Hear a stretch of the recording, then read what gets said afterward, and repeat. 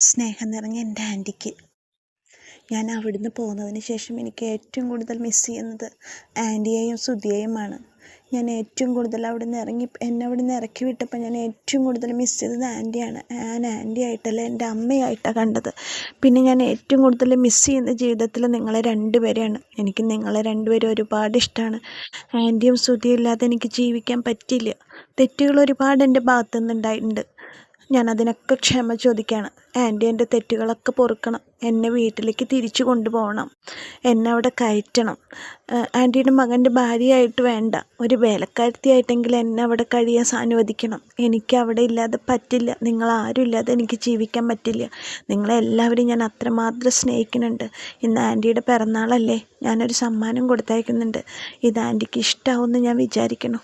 ആൻറ്റിക്ക് ഹൃദയപൂർവ്വം പിറന്നാൾ ആശംസകൾ നേർന്നുകൊണ്ട് ആൻറ്റിയുടെ സ്വന്തം മകൾ ശ്രുതി. കൂട്ടുകാരെ, ചെമ്പനീർ പൂവിലെ ഭയങ്കര ടേസ്റ്റ്. ശ്രുതി വീണ്ടും ചന്ദ്രോദയത്തിൽ തിരിച്ചു കയറാൻ വേണ്ടി മുക്കുപണ്ടം ചന്ദ്രമതിക്ക് ബർത്ത്ഡേ ഗിഫ്റ്റായിട്ട് കൊടുത്തിട്ട് മനസ്സലിയിപ്പിക്കുന്ന ഒരു ലെറ്റർ എഴുതിയിട്ട് ചന്ദ്രോദയത്തേക്ക് തിരിച്ചു കയറാൻ 18ാമത്തെ അടവും പയറ്റുകയാണ്. ആ ഗിഫ്റ്റുമായിട്ട് പോണത് വേറെ ആരല്ല, എന്താ പറയുക, ഈനാമ്പേച്ചി മരപ്പെട്ടി പറഞ്ഞ പോലെ ശ്രുതിയുടെ കൂട്ടുകാരിയായ മീരയാണ് ഗിഫ്റ്റായിട്ട് പോണത്. അപ്പോൾ ഇന്നത്തെ ചെമ്പനീർ പൂവിലേക്ക് എല്ലാ കൂട്ടുകാർക്കും സ്വാഗതം. ചന്ദ്രമതിയുടെ ബർത്ത്ഡേ ആണ്. എല്ലാവരും മറന്നു എന്ന് വിചാരിച്ച് സങ്കടപ്പെട്ടിരിക്കുകയാണ് ചന്ദ്രമതി. പക്ഷേ ചന്ദ്രമതിക്ക് സർപ്രൈസ് കൊടുക്കാൻ വേണ്ടി രാവിലെ തന്നെ രവീന്ദ്രനും സച്ചി രേവതിയൊക്കെ കൂടി പ്ലാനിട്ട് അവർ അമ്പലത്തിൽ പോകണു. ചന്ദ്രമതിയുടെ പേരിൽ അർച്ചനയും വഴിപാടൊക്കെ കഴിപ്പിച്ച് തിരിച്ചു വരണു. അപ്പോഴും ചന്ദ്രമതി വിചാരിക്കുന്നുണ്ട് ഇവരെല്ലാവരും മറന്നിരിക്കുകയാണ്. എന്നിട്ട് അവർ ഹാപ്പി ബർത്ത്ഡേ പറയുമ്പോൾ ചന്ദ്രമതി ഒരുപാട് സന്തോഷിക്കുക. കാരണം ശ്രുതിക്ക് ഓർമ്മയില്ല, അവർക്കൊന്നും ഓർമ്മയില്ല. അപ്പോൾ രവീന്ദ്രനോട് ചോദിക്കുന്നുണ്ട് ചന്ദ്രമതി, രവിയേട്ടൻ എൻ്റെ പിറന്നാളിൻ്റെ കാര്യം മറന്നു ചോദിക്കുമ്പോൾ രവി പറയുന്നുണ്ട് പിറന്നാളിൻ്റെ കാര്യം മറക്കണമെന്നുണ്ടെങ്കിൽ ഞാൻ മരിക്കണം എന്നൊക്കെ പറയുന്നുണ്ട്. അങ്ങനെ അമ്പലത്തിൽ പോയി വന്ന അവർ അമ്മയുടെ പേരിൽ അർച്ചന കഴിച്ചിട്ടുണ്ട് എന്നൊക്കെ പറയുമ്പോൾ ചന്ദ്രമതിക്ക് സന്തോഷമാവും. അപ്പോൾ പറയുകയാണ്, നിങ്ങളെങ്കിലും എൻ്റെ പിറന്നാൾ ഓർത്തല്ലോ, എനിക്ക് സന്തോഷമായി എന്നൊക്കെ പറയാം. അങ്ങനെ അർച്ചന കഴിപ്പിച്ച പ്രസാദം സച്ചി ചന്ദ്രമതിക്ക് തൊട്ട് കൊടുക്കുന്നു. പിന്നെ അവർ ചന്ദ്രമതിയുടെ പിറന്നാൾ ഗംഭീരമായി ആഘോഷിക്കാനുള്ള ഒരുക്കത്തിലാണ്. ഈ സമയത്ത് ഈ വിവരങ്ങളൊക്കെ ശ്രുതിയുടെ സ്റ്റാറ്റസിൽ നിന്ന് ഹാപ്പി ബർത്ത്ഡേ അമ്മ എന്നും പിറന്നാൾ സെലിബ്രേഷൻ്റെ ഒക്കെ സ്റ്റാറ്റസ് അപ്ഡേറ്റ് ആയിട്ട് കാണുന്ന മീര ശ്രുതിയോട് പറയുന്നുണ്ട്, അവിടെ ഇങ്ങനെ നിൻ്റെ ആൻറ്റിയുടെ പിറന്നാളാണ്, അവരത് ഗംഭീരമാക്കാനുള്ള പരിപാടിയാണ്, വൈകിട്ട് ഫംഗ്ഷനൊക്കെ വെച്ചിട്ടുണ്ട് എന്നൊക്കെ പറയുന്നുണ്ട്. അപ്പോൾ ശ്രുതി പറയേണ്ട, ഈ സമയത്ത് എനിക്ക് തിരിച്ചു കയറാൻ ഒരു ഐഡിയ ഞാൻ പ്രയോഗിക്കാൻ പോവാണ്. ആൻറ്റിക്ക് സ്വർണ്ണത്തിനോടും കാശിനോടും ഭയങ്കര ആർത്തിയാണ്. അപ്പം ഞാൻ നല്ലൊരു സ്വർണ്ണമാല പോലത്തെ ഒരു മാല മേടിച്ചു കൊടുക്കും. അപ്പോൾ ആൻറ്റി അതിൽ വീഴും പറയുമ്പോൾ മീര ചോദിക്കണം, അതിന് നിനക്ക് എവിടെ നിന്ന് സ്വർണ്ണം മേടിക്കാൻ കാശ് ചോദിക്കാണ്. അതിനിപ്പോൾ സ്വർണ്ണം വേണമെന്നൊന്നും ഇല്ലല്ലോ, മുക്കുമണ്ടാണെങ്കിലും ഇപ്പോൾ ആൻറ്റി അത് ഉരച്ചു നോക്കാനൊന്നും പോണില്ലല്ലോ. ആൻറ്റീനെ കയ്യിലെടുക്കാൻ ഇതാണ് മാർഗം. നീ ഒരു കാര്യം ചെയ്യുക, ഞാൻ പോയിട്ട് മേടിച്ചിട്ട് വരാമെന്ന് പറഞ്ഞിട്ട് അങ്ങനെ ശ്രുതി പോയിട്ട് ചന്ദ്രമതിക്ക് പോയിട്ട് നല്ല അടിപൊളി ഒരു റോൾഡ് ഗോൾഡിൻ്റെ നെക്ലസ് പോലത്തെ ഒരു സാരിമാല പോലത്തെ ഒരു മാല മേടിച്ചിട്ട് വരുന്നുണ്ട്.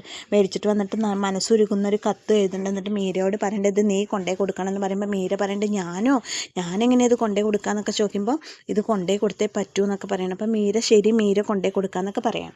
ഈ സമയത്ത് ചന്ദ്രോദയത്തിൽ ബർത്ത്ഡേയുടെ സെലിബ്രേഷൻ വളരെ ഗംഭീരമായിട്ട് പുരോഗമിച്ചു ിരിക്കുകയാണ്. ബലൂണ് കെട്ടണു, വീർപ്പിക്കണു ഒക്കെ ഉണ്ട്. അപ്പോൾ ഇതൊക്കെ ഒളിഞ്ഞു നിന്ന് കാണുന്നുണ്ട് ചന്ദ്രമതി മനസ്സ് നിറഞ്ഞ സന്തോഷത്തോടു കൂടി.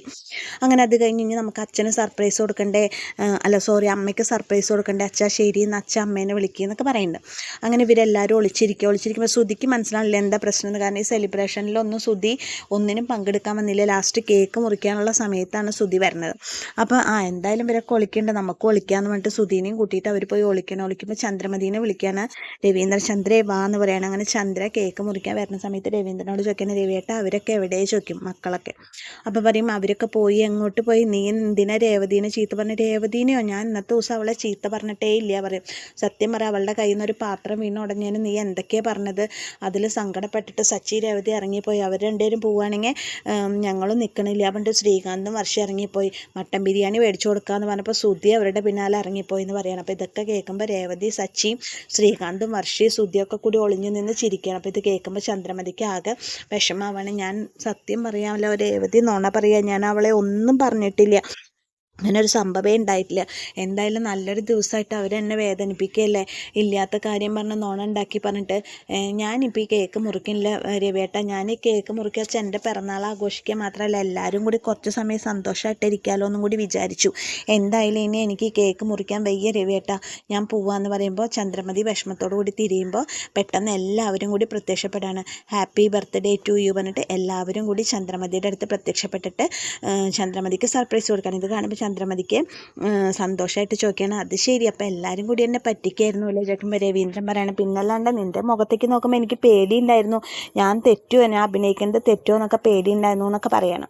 അങ്ങനെ ബർത്ത്ഡേക്ക് കേക്ക് മുറിച്ച്. അപ്പോൾ വർഷ പറയുന്നുണ്ട്, ആൻറ്റി ഈ സെലിബ്രേഷനൊക്കെ രേവതി ചേച്ചി സച്ചേട്ടൻ്റെ മക, ആൻറ്റിക്ക് രേവതി ചേച്ചിയെ കണ്ണെടുത്ത കണ്ടുകൂടെ, ഒരു ദിവസം ഒരു പ്രാവശ്യങ്ങൾ ആൻറ്റി രേവതി ചേച്ചി ചീത്ത പറയാതിരുന്നിട്ടില്ല, എന്നിട്ട് ആൻറ്റിക്ക് വേണ്ടി ഇതെല്ലാം ഒരുക്കിയത് രേവതി ചേച്ചിയാണ്. ഞാൻ ഇന്ന് പറഞ്ഞു രേവതി ചേച്ചിയോട്, രേവതി ചേച്ചി എന്തൊരുക്കിയിട്ടും കാര്യമില്ല, ആൻറ്റി ചീത്ത പറയുന്നു. അപ്പോൾ രേവതി ചേച്ചി എന്നോട് പറഞ്ഞു, ഇന്ന് എന്നെ അമ്മ ഒന്നും പറയില്ല എന്ന് പറഞ്ഞു. ഇപ്പം എന്തായി, സത്യമായി, ആൻറ്റി പറഞ്ഞില്ല, ഞങ്ങൾ ബെറ്റിട്ടതിൽ രേവതി ചേച്ചി ജയിക്കും ചെയ്ത് എൻ്റെ 500 രൂപയും പോയി എന്നൊക്കെ പറയണം. ഇപ്പോൾ ചന്ദ്രമതി പറയും, നിനക്ക് അങ്ങനെ തന്നെ വേണമെന്ന് പറയാണ്. എന്നിട്ട് അങ്ങനെ ഹാപ്പി ബർത്ത്ഡേ പറഞ്ഞ് കേക്കൊക്കെ മുറിച്ചു. ഫസ്റ്റ് ചന്ദ്രമതി കേക്ക് കൊടുക്കുന്നത് സച്ചിക്കാണ്. സച്ചിക്ക് കേക്ക് കൊടുത്തു, സച്ചി തിരിച്ചു കൊടുത്തു. അങ്ങനെ എല്ലാവർക്കും കേക്കൊക്കെ കൊടുക്കുന്ന സമയത്താണ് പെട്ടെന്ന് മീര ഗിഫ്റ്റായിട്ട് പ്രത്യക്ഷപ്പെടുന്നത്. അപ്പോൾ മീരേനെ കാണുന്നത് രേവതിയാണ്.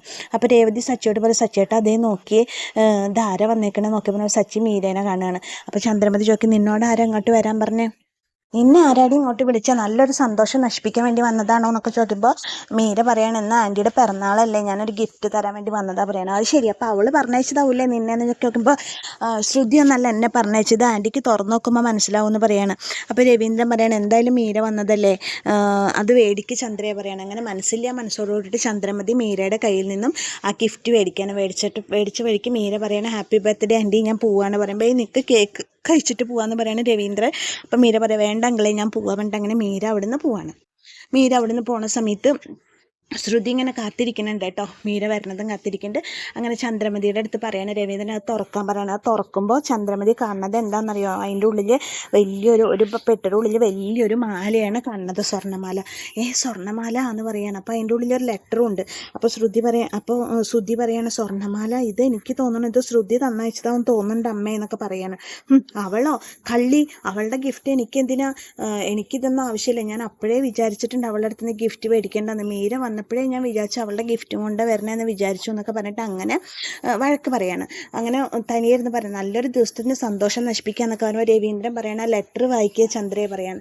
അപ്പോൾ ശ്രുതി പറയും, ഞാൻ വായിക്കാൻ വേണ്ടിയിട്ട് ശ്രുതി ആ ലെറ്റർ എടുത്തിട്ട് വായിക്കണം. വായിക്കുമ്പോൾ അതിൽ ഇങ്ങനെയാണ്, പ്രിയപ്പെട്ട ആൻറ്റിക്ക് ഗിഫ്റ്റ് ഇഷ്ടാവുമെന്ന് വിചാരിക്കണു, ആൻറ്റി എന്നെ അവിടുന്ന് പറഞ്ഞു വിട്ടപ്പോൾ മുതൽ എൻ്റെ മനസ്സിലൊരു സന്തോഷമല്ലേ, എനിക്ക് ആൻറ്റിയും ശ്രുതിയൊന്നും ഇല്ലാതെ ജീവിക്കാൻ പറ്റില്ല ആൻറ്റി, എനിക്ക് നിങ്ങളെയൊക്കെ അത്ര ഇഷ്ടമാണ്, എന്നെ തെറ്റുകൾ കുറേ എനിക്ക് സംഭവിച്ചിട്ടുണ്ട് ആൻറ്റി, അതൊക്കെ പൊറുക്കണം, എന്നെ അങ്ങോട്ട് തിരിച്ചു കൊണ്ടുപോകണം, ആൻറ്റിയുടെ മോൻ്റെ ഭാര്യയായിട്ടല്ലെങ്കിൽ ഒരു വേലക്കാരത്തി ആയിട്ടെങ്കിലും ഞാൻ അവിടെ കഴിഞ്ഞോളാം ആൻറ്റി, എനിക്ക് നിങ്ങൾ അത്ര ഇഷ്ടമാണ്, എൻ്റെ സമ്മാനം ആൻറ്റിക്ക് ഇഷ്ടാവുമെന്ന് വിചാരിക്കണം, ആൻറ്റിക്ക് ഹാപ്പി ബർത്ത്ഡേ നേരെയാണ്, ഇന്ന് ആൻറ്റിയുടെ സ്വന്തം മകൾ ശ്രുതി എന്നൊക്കെ പറഞ്ഞിട്ട് ഒരു ലെറ്ററാണ്. ഇത് കണ്ടോട് കൂടിയിട്ട് ചന്ദ്രമതിക്ക് ഇങ്ങനെ ദേഷ്യമുള്ള കാണാം, കള്ളി. ഇത് വായിക്കുമ്പോൾ ശ്രുതി കരയുമ്പോൾ ചന്ദ്രമതി വിചാരിക്കണം, കള്ളി പുതിയ അടവായിട്ട് അവൾ തിരിച്ചു കയറാനുള്ള അടവായിട്ട് ഇറങ്ങിയേക്ക് അവളൊരു ഗിഫ്റ്റ് പറഞ്ഞിട്ട് ശ്രുതി തന്ന മാലയൊക്കെ ചന്ദ്രമതി വലിച്ചെറിഞ്ഞിട്ട് പറഞ്ഞു, എൻ്റെ സന്തോഷം നശിപ്പിച്ചപ്പോൾ നിങ്ങൾക്ക് എല്ലാവർക്കും സമാധാനമല്ലേ, ഞാൻ 100 പ്രാവശ്യം പറഞ്ഞത് ആ ഗിഫ്റ്റ് എനിക്ക് വേണ്ട, ഞാൻ അത് തുറക്കില്ല എന്ന് പറഞ്ഞതാ, ഇപ്പം എല്ലാവർക്കും സന്തോഷമായില്ലേ, ഞാൻ പോവുക പറഞ്ഞിട്ട് ചന്ദ്രമതി അവിടുന്ന് വിഷമത്തോട് കൂടിയിട്ട് പോവാണ്. അപ്പോൾ ശ്രുതിയോട് പറയും, എടാ ശ്രുതി ഒരു കാര്യം ചെയ്യണം, നാളെ തന്നെ നീ ഈ ഗിഫ്റ്റ് മീരനെ തിരിച്ചേൽപ്പിക്കണം, എന്നിട്ട് അത് ശ്രുതിക്ക് കൊടുക്കാൻ പറയണം, അവളുടെ ഒരു ഗിഫ്റ്റ് എനിക്ക് വേണ്ടെന്ന് പറയണം. അപ്പോൾ രവീന്ദ്രൻ ചോദിക്കും, ഇതിപ്പോൾ എന്താ ശ്രുതി ഇങ്ങനെ ഒരു ഗിഫ്റ്റ് തന്നയച്ചു ചോദിക്കുമ്പോൾ സച്ചി പറയും, അച്ഛാ അതിൻ്റെ പിന്നിൽ വേറൊന്നല്ല, സ്വർണ്ണവും പണം കണ്ട അമ്മയുടെ മനസ്സലിയില്ല, അപ്പോൾ അമ്മേനെ ഇളക്കാനുള്ള പ്ലാനായിട്ടാണ് അവൾ ആ മാല കൊടുത്തയച്ചേക്കെന്താന്ന് പറയണം. ഇങ്ങോട്ട് കള്ളി, അവളുടെ ഒരു കാര്യം നടക്കില്ല, ഇനി ജന്മത്തിൽ അവളെ എൻ്റെ മോൻ്റെ കൂടെ ജീവിക്കില്ല, അവളെ ഈ വീട്ടിലേക്ക് ഞാൻ കയറ്റില്ല, ഞാൻ മരിക്കണവരെ ഞാൻ കയറ്റില്ല, അവളുടെ ആ എല്ലാവിധ അടവുകളും അവിടെ കിടക്കുന്നേ ഉള്ളൂ എന്നൊക്കെ പറഞ്ഞിട്ട് ചന്ദ്രമതി ശ്രുതിയോട് ആ ഇത് മാല തിരിച്ചു കൊടുക്കാൻ പറഞ്ഞിട്ട് ചന്ദ്രമതി അവിടെ നിന്ന് പോവാണ്. അപ്പോൾ എല്ലാവരും അങ്ങനെ പരസ്പരം നോക്കണം. അപ്പോൾ ശ്രുതി ജന്മത്തിൽ ഇനി ശ്രുതിയുടെ കൂടെ ശ്രുതി ജീവിക്കില്ല എന്നൊക്കെ പറയുമ്പോൾ ശ്രുതി ആണോ ഈശ്വര എനിക്ക് ഇനി ശ്രുതിയുടെ കൂടെ ജീവിക്കാൻ പറ്റില്ല, ഇങ്ങനെ ഭയങ്കര വിഷമത്തിലാണ് ശ്രുതി ഇരിക്കണത് കേട്ടോ. ഈ സമയത്ത് മീര ശ്രുതിയുടെ അടുത്തേക്ക് ചെന്ന് ശ്രുതി ചോദിക്കുന്നുണ്ട്, എന്തായി ചോദിക്കാൻ പറയണേ, അവിടെ ഗംഭീര സെലിബ്രേഷന് പുറമേന്ന് ആരുമില്ല, അവർ മാത്രമേ ഉള്ളൂ, പക്ഷെ നിൻ്റെ ഒരു കുറവ് എനിക്ക് ഫീൽ ചെയ്തു ശ്രുതി, പക്ഷെ അവർക്കാർക്കും നീ ഇല്ലാത്തതൊരു വിഷമമായിട്ട് എനിക്ക് തോന്നിയില്ല, അവരൊക്കെ എന്ത് സന്തോഷത്തിലായിരിക്കണം എന്നൊക്കെ പറയുമ്പോൾ ശ്രുതിക്ക് ഇത് കേൾക്കുമ്പോൾ വിഷമമാണ്. നീ ഗിഫ്റ്റ് കൊടുത്തില്ല, ആൻറ്റിക്കൊക്കെ കൊടുത്തു, നീ തന്നു എന്ന് പറഞ്ഞിട്ടല്ല, ഞാൻ ഗിഫ്റ്റായിട്ട് കൊടുത്തത്, അവർ തുറന്നു നോക്കിയിട്ടുണ്ടാവും, എന്തായാലും ആൻറ്റിക്ക് നിന്നോട് സന്തോഷമായി ഉണ്ടാവും എന്നൊക്കെ പറയാണ് മീര ശ്രുതിന്. പക്ഷേ ശ്രുതി എന്നെ പറ്റി അന്വേഷിച്ചോ മീര ചോദിക്കുമ്പോൾ ഒന്നും അന്വേഷിച്ചില്ല, ഒരു കാര്യം ചോദിച്ചില്ല, ആരും ചോദിച്ചില്ല എന്നൊക്കെ പറയുമ്പോൾ ശ്രുതിക്ക് ഇങ്ങനെ ആകെ വിഷമാവാണ്. ഗിഫ്റ്റ് കാണുമ്പോൾ എന്തായാലും ആൻറ്റിക്ക് എന്നെ ഇഷ്ടമാവും, ആൻറ്റിനെ തിരിച്ച് വിളിക്കും എന്നൊക്കെ പറയാണ്. അങ്ങനെ മീര ഗിഫ്റ്റ് കൊടുത്ത കാര്യമൊക്കെ പറഞ്ഞിട്ട് അങ്ങനെ തിരിച്ച് അവളുടെ റൂമിലേക്ക് പോവാണ്. അത് കഴിഞ്ഞ് ശ്രുതി ഇങ്ങനെ ആലോചിക്കുകയാണ്, ശ്രുതിക്ക് ഒരു 1.5 ലക്ഷം രൂപ ഒരു ഡീലർക്ക് കൊടുക്കേണ്ട, ആ ഡീലർ വിളിച്ചുകൊണ്ടിരിക്കണം, ഇയാൾ ഇന്ന് എത്രാമത്തെ പ്രാവശ്യം വിളിക്കണം, ഞാൻ എവിടുന്ന ഈ പൈസ എടുത്ത് കൊടുക്കുക, ദൈവമേ എനിക്കൊരു പിടുത്തമില്ലല്ലോ, ഞാൻ എവിടുന്ന് എടുത്ത് കൊടുക്കേണ്ടതെന്നൊക്കെ ഇങ്ങനെ ചിന്തിച്ചിരിക്കുന്ന സമയത്ത് ശ്രുതി ഇങ്ങനെ എന്താ ചെയ്യുക, ഒരു നിവൃത്തിയിൽ 1.5 ലക്ഷം രൂപ ഞാൻ എവിടുന്ന് ഉണ്ടാക്കും, ശ്രുതി ഉണ്ടായിരുന്നു എന്നുണ്ടെങ്കിൽ ശ്രുതി എവിടുന്നെങ്കിലും കടം മേടിച്ച് എനിക്ക് തന്നേനെ, ഇനിയിപ്പോൾ എന്താ ചെയ്യാന്നൊക്കെ അങ്ങനെ ചിന്തിച്ചിരിക്കുന്ന സമയത്താണ് പെട്ടെന്ന് കട്ടിലിൻ്റെ മുകളിൽ മീരയെ തിരിച്ചേൽപ്പിക്കാൻ പറഞ്ഞിട്ട് ചന്ദ്രമതി കൊടുത്ത മാല ശ്രുതിയുടെ കണ്ണിൽ പെടുന്നത്. അത് കണ്ടോടുകൂടി ശ്രുതി വിചാരിക്കണം, എന്തിനാ അപ്പോൾ ഇത് മീരയ്ക്ക് തിരിച്ചു കൊടുക്കണം, എനിക്കിത് പണയം വെച്ചിട്ട് പൈസ മേടിച്ചൂടെ, ഇതിപ്പോൾ മീരയ്ക്ക് കൊടുത്തോന്ന് അമ്മ മീരേനെ ശ്രുതിനെയൊന്നും വിളിച്ച് ചോദിക്കാൻ പോണില്ലല്ലോ, എന്തായാലും ആ മാല പണയം വെച്ചിട്ട് നാളെ ആ 1.5 ലക്ഷം രൂപ കൊടുക്കാനുള്ള തൽക്കാലം തീർക്കാം, ഇതന്നെ ഐഡിയ, ഇതിപ്പോൾ ആരും അറിയണ്ടെന്ന് വിചാരിച്ചിട്ട് ശ്രുതി ആ മാല എടുത്തിട്ട് പണയം വെക്കാൻ വേണ്ടിയിട്ടുള്ള തീരുമാനം എടുക്കുകയാണ്. അങ്ങനെ മാല പണയം വെക്കാമെന്ന് വിചാരിച്ചിട്ടിരിക്കുകയാണ് ശ്രുതി. ഈ സമയത്ത് ജോലിക്ക് പോകാൻ പറഞ്ഞിട്ട് ഇറങ്ങി, മാല കൊണ്ട് ഇറങ്ങി, എന്നിട്ട് വഴിയിൽ വെച്ചിട്ട് ആലോചിക്കാൻ അമ്മേനെ വിളിച്ചിട്ട് പറയാം മീരയ്ക്ക് മാല കൊടുത്തു എന്ന് പറയാം, എന്നിട്ട് ഇത് കൊണ്ട് പണയം വെക്കാൻ വിചാരിച്ചിട്ട് ശ്രുതി ചന്ദ്രമതിനെ വിളിക്കാം. എന്താടാ ചോദിക്കുമ്പോൾ, അമ്മേ ഞാൻ ആ മാല മീരയ്ക്ക് കൊടുത്തു കേട്ടോ, അവളില്ലേ ശ്രുതി, അവളെന്നോട് സംസാരിക്കാൻ വന്നു, ഞാൻ അവളെ മൈൻഡ് ചെയ്തില്ല, അവളെന്നെ വീഴ്ത്താനുള്ള പരിപാടിയായിരുന്നു, നിനക്ക് അവളെ 2 കൊടുക്കായിരുന്നില്ലാണ്, ഞാൻ 2 കൊടുത്തു അമ്മേ, എന്നിട്ട് നിനക്ക് ആ മാല അവളുടെ മുഖത്തേക്ക് വലിച്ചെറിയുന്നല്ലേ, ഞാൻ വലിച്ചെറിഞ്ഞമ്മേ, അമ്മ പറഞ്ഞ പോലെയൊക്കെ ഞാൻ ചെയ്തമ്മേ, ഞാൻ അവളോട് പറഞ്ഞ ജീവിതത്തിൽ എനിക്ക് ഏറ്റവും കൂടുതൽ വിശ്വാസം എൻ്റെ അമ്മേനെ, എൻ്റെ അമ്മ കഴിഞ്ഞിട്ടുള്ള എനിക്ക് ആരും എന്നൊക്കെ പറഞ്ഞമ്മേ എന്നൊക്കെ പറയുമ്പോൾ ചന്ദ്രമതിക്ക് സന്തോഷമാവണം, മകൻ ഇത്രയും കള്ളത്തരം കാണിക്കുകയാണെന്ന് ആ പാവം അമ്മ അറിയണില്ല. അത് കഴിഞ്ഞിട്ട് ചന്ദ്രമതി പറയണം, ശരി അമ്മ എനിക്ക് ഇത്തിരി തിരക്കുണ്ട് പറഞ്ഞാൽ ശരി പറഞ്ഞിട്ട് ഫോൺ വെക്കണം. അപ്പോൾ ചന്ദ്രമതി വിചാരിക്കണം അവൻ്റെ മനസ്സ് മാറി വരുന്നുണ്ടെങ്കിൽ എത്രയും പെട്ടെന്ന് അവനോട് ഡിവോഴ്സിൻ്റെ കാര്യം പറഞ്ഞിട്ട് എത്രയും പെട്ടെന്ന് അവനെ കൊണ്ട് വേറെ കല്യാണം കഴിപ്പിക്കണം എന്ന് വിചാരിക്കാനാണ് ചന്ദ്രമതി. സുധിയോ എന്തായാലും അമ്മേനെ പറഞ്ഞ് വിശ്വസിപ്പിച്ചു, ഇനിയിപ്പോൾ ഈ മാല കൊണ്ടുപോയിട്ട് എത്രയും പെട്ടെന്ന് പണയം വെക്കണം എന്ന് വിചാരിച്ചിട്ട് ഒരു ഫിനാൻസിൽ പോവാണ്. പോയിട്ട് പറയണ ഒരു മാല പണയം വെക്കാണ്ട് പറയണം. അപ്പോൾ അവിടുത്തെ ആൾ പറയണത് ആ സാറിൻ്റെ അടുത്തേക്ക് പൊക്കോളും, പിന്നെ വേറെ സ്ഥലത്തേക്ക് സുധീനെ വിടുകയാണ്. അപ്പോൾ സുധി മാല കൊടുത്തിട്ട് പറയും കുറച്ച് ക്യാഷ് വേണം പറയുമ്പോൾ എത്ര രൂപ വേണമെന്ന് ചോദിക്കുമ്പോൾ ഈ മാലയ്ക്ക് എത്ര കിട്ടും അത്രയും ക്യാഷ് വേണമെന്ന് പറയണം. അപ്പോൾ അയാൾ ഇങ്ങനെ തൂക്കി നോക്കുമ്പോൾ അത് 5 പവനുണ്ട് മാല. അപ്പോൾ അയാൾ ചോദിക്കും എത്ര രൂപ വേണമെന്ന് ചോദിക്കുമ്പോൾ അതിന് എത്ര കിട്ടും അത് വേണമെന്ന് പറയണം. ശരി പറഞ്ഞിട്ട് ആളിങ്ങനെ ചെക്ക് ചെയ്യുമ്പോൾ അതിൽ 9 months ഒന്നും കാണുന്നില്ല. അപ്പോൾ ആൾ പറയണം ഞാനൊന്ന് പരിശോധിക്കട്ടെ പറഞ്ഞിട്ട് ഉരച്ച് നോക്കുമ്പോൾ കളറ് പോവാണ്, മാലയുടെ കളർ പോകുമ്പോൾ ഇയാൾക്ക് മനസ്സിലാവണം സുധി മുക്കുപണ്ടം പണയം വെക്കാൻ കൊടുന്നേക്കാണെന്ന് അയാൾക്ക് മനസ്സിലാവാണ്.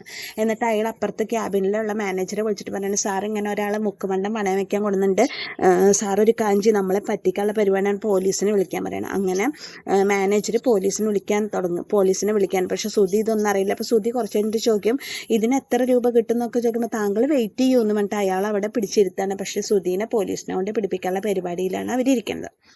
ഈ സമയത്ത് രേവതിനെയും കൂട്ടി സച്ചി രേവതിയുടെ വീട്ടിലേക്ക് വന്നേക്കണം. അപ്പോൾ രേവതി ചോദിക്കുന്നത് എന്താ സച്ചിയേട്ടാ കാര്യം പറ, ഇപ്പോൾ ഇവിടേക്ക് എത്തിയില്ല, എന്താ കാര്യം പറ എന്നൊക്കെ പറയുമ്പോൾ സച്ചി പറയണ്ട അമ്മേ ദേവു എല്ലാവരും വാ, ശരത്തെ എല്ലാവരും വാ എന്നൊക്കെ പറയണ്ട. അപ്പോൾ എന്താ സച്ചിയേട്ടാ എന്തിനപ്പം എന്നെ ഇങ്ങോട്ട് വിളിച്ചു കൊടുക്കുന്നത്, എന്താ കാര്യം പറയുമ്പോൾ എനിക്കൊരു കാര്യം പറയണ്ട, എല്ലാവരോടും സന്തോഷ വാർത്ത, ദേവു വാ എന്നൊക്കെ പറഞ്ഞിട്ട് ദേവുവിനെ വിളിക്കണം. അപ്പോൾ ദേവു എല്ലാവരും വന്നു. അപ്പോൾ ശരത്തെ നീ ഇവിടെ ഉണ്ടല്ലേ, നീയും കൂടി അറിയേണ്ട കാര്യമാണെന്നൊക്കെ പറഞ്ഞിട്ട് ദേവുവിനെ പിടിച്ചോടുന്ന കസേരയിലിരുത്താണ്. എന്നിട്ട് പറയണം എനിക്കൊരു കാര്യം പറയേണ്ട, ദേവുവിനൊരു പ്രപ്പോസൽ വന്നിട്ടുണ്ട്, തമിഴ്നാട്ടിലെ ഒരു വലിയ ടെക്സ്റ്റൈൽസിൻ്റെ സൂപ്പർവൈസറാണ് ചെക്കൻ എന്നൊക്കെ പറഞ്ഞിട്ട് ഫോട്ടോ കാണിച്ചു കൊടുക്കുമ്പോൾ ശരത്ത് പറയും നല്ല ചെക്കനാ പറയും, ലക്ഷ്മി പറയും നല്ല ചെക്കനാന്ന്. രേവതിയുടെ അടുത്ത് വരുമ്പോൾ രേവതി പറയും എനിക്കിഷ്ടമായില്ല എന്ന് പറയും. അപ്പോൾ പറയാം നിനക്ക് അല്ലെങ്കിൽ എന്താ ഇഷ്ടം, നീ ഇപ്പം എന്നെ ഇഷ്ടപ്പെട്ടിട്ടാണോ കെട്ടിയേ എന്നൊക്കെ പറഞ്ഞിട്ട് ദേവുവിനോട് ചോദിക്കും മോളെ ദേവു നിനക്ക് ഇഷ്ടമായി ചോദിക്കുമ്പോൾ ദേവു നോക്കില്ല, ദേവു നീ നോക്ക് ഇഷ്ടമായോ ചോദിക്കുമ്പോൾ ദേവു ഫോട്ടോ നോക്കിയിട്ട് പറയണം ഇയാൾ തമിഴ്നാട്ടിലല്ലേ, അപ്പോൾ കല്യാണം കഴിഞ്ഞാൽ ഞാൻ തമിഴ്നാട്ടിലേക്ക് പോകേണ്ടി വരില്ലേ, തമിഴ്നാട്ടിലേക്ക് പോകണം, അപ്പോൾ നിനക്ക് ഇവിടുത്തെ ജോലി, അപ്പോൾ ഇവിടുത്തെ ജോലിയോ, അത് റിസൈൻ ചെയ്യാമല്ലോ, റിസൈൻ ചെയ്തിട്ട് നിനക്ക് അവിടെ ജോലിക്ക് കയറാമല്ലോ, ഇതിൽ നല്ല ജോലി അവൻ ഉണ്ടാക്കി തരില്ലേ എന്നൊക്കെ പറയുമ്പോൾ പറയും എനിക്ക് ഈ നാട് വിട്ട് പോകാൻ തീരെ താല്പര്യമില്ല, ഈ നാട്ടിലുള്ള ആരെങ്കിലും മതി, എനിക്ക് നിങ്ങളെയൊക്കെ വിട്ടിട്ട് ഉപേക്ഷിച്ചിട്ട് എനിക്ക് ഇവിടുന്ന് പോകാൻ ഒട്ടും മനസ്സില്ല എന്ന് പറയുന്നത് ദേവു.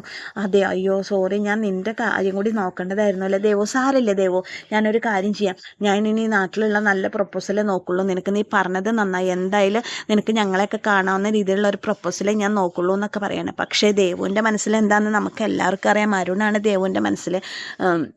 രേവതിക്കും അത് തന്നെയാണ് രേവതിയുടെ മനസ്സിൽ. അതുകൊണ്ട് അവരൊന്നും വിട്ട് പറയണില്ല. രേവതിക്ക് ഇഷ്ടമല്ല. ഇപ്പോൾ രേവതി അപ്പോഴേ പറയുന്നുണ്ട്, ഇത് കാണിച്ചു തരാണെങ്കിൽ സച്ചേട്ടനെ തന്നെ ബുദ്ധിമുട്ടി എന്നെ ഇതുവരെ കൊണ്ടുവന്നേ, എനിക്ക് വീട്ടിൽ വെച്ച് കാണിച്ചു തന്നാമല്ലേ ചോദിക്കുമ്പോൾ സച്ചി പറയേണ്ടത് നിങ്ങൾക്കൊക്കെ ഇഷ്ടമായി അവരോട് ഞാൻ വരാൻ വിളിച്ചു പറയാൻ വേണ്ടിയിട്ടായിരുന്നു, ഞാൻ എന്നാൽ അവരെ വരാൻ വിളിച്ചു പറഞ്ഞാലോ പറയുമ്പോഴാണ് ദേവു പറയണത് വേണ്ട, എനിക്ക് നാട്ടുകാരൻ തന്നെ മതി, പുറത്തുനിന്ന് ആരും വേണ്ട എന്ന് ദേവു പറയുന്നത്. അപ്പോൾ ശരി, നമുക്ക് പുറത്തുനിന്നുള്ള ആളെ വേണ്ട, നമുക്ക് നാട്ടിലുള്ളവരെന്നെ അന്വേഷിക്കാം, ഞാൻ നല്ല പയ്യനെ കൊണ്ടുവരും ദേവു, എന്നിട്ട് നിൻ്റെ കല്യാണം ഞാൻ നന്നായി നടത്തും എന്നൊക്കെ പറഞ്ഞിട്ട് ഒരു അച്ഛൻ്റെ ഉത്തരവാദിത്വത്തോടും സന്തോഷത്തോടും കൂടിയിട്ടാണ് സച്ചി ദേവുവിനോട് സംസാരിക്കുന്നത്. പക്ഷേ ദേവു ഇതൊന്നും ഉൾക്കൊള്ളാവുന്ന മാനസികാവസ്ഥയിലല്ല. നമുക്കറിയാം ദേവുവിൻ്റെ മനസ്സിൽ എന്താണെന്ന് നമുക്ക് എല്ലാവർക്കും അറിയാം. അങ്ങനെ ദേവുവിനുള്ള പുതിയ പ്രൊപ്പോസലായിട്ട് സച്ചി വന്നിരിക്കുന്ന സമയത്താണ് ഇന്നത്തെ എപ്പിസോഡിൻ്റെ ക്ലൈമാക്സ് വരുന്നത്. ഇനി ദേവു സച്ചിയുടെ വാക്കുകൾ ധിക്കരിച്ചിട്ട് അരുണിൻ്റെ കൂടെ പോവില്ല എന്നൊക്കെ നമുക്കറിയാം. ഒരു സ്ഥലത്ത് നുഴഞ്ഞു കയറാൻ നോക്കുകയാണ് ശ്രുതി ചന്ദ്രോദയത്തേക്ക്, മറ്റൊരു സ്ഥലത്ത് സച്ചിയും ദേവും തമ്മിലുള്ള ബന്ധം ഏത് റിലേഷനിലേക്ക് പോകും നമുക്ക് നോക്കാം. ഇനി ചിലപ്പോൾ സച്ചിനെ തള്ളിക്കളയോ ദേവു, എന്താ ഉണ്ടാവുക എന്നൊക്കെ നമുക്ക് കാത്തിരുന്ന് കാണാം. അപ്പോൾ ഇതുവരെ എൻ്റെ കഥ കേട്ട് ഇഷ്ടപ്പെട്ട കൂട്ടുകാരെ എൻ്റെ ചാനലൊന്ന് ലൈക്ക് ചെയ്യണം, ഷെയർ ചെയ്യണം, സബ്സ്ക്രൈബ് ചെയ്യണം. നിങ്ങളുടെ വിലയേറിയ നിർദ്ദേശങ്ങളൊക്കെ കമൻറ്റ് ബോക്സിൽ രേഖപ്പെടുത്തണം. അപ്പം നാളത്തെ എപ്പിസോഡായിട്ട് ഞാൻ വരാം. എനിക്ക് ഇടയ്ക്ക് 1-2 പ്രാവശ്യം കഥയൊന്നും ഇടാൻ പറ്റിയില്ല. അപ്പോൾ എല്ലാ കൂട്ടുകാർക്കും താങ്ക്